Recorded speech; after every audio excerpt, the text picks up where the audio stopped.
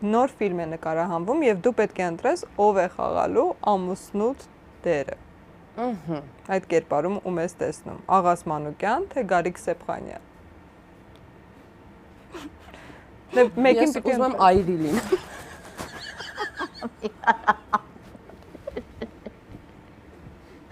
Չկա այդ տարբերակը։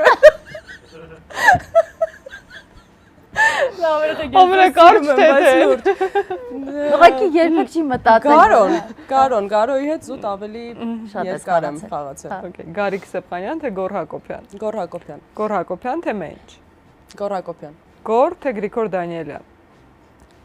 Ամուսնու կերպարեր, Գոր։ Գոր, թե Արսեն Գրիգորյան։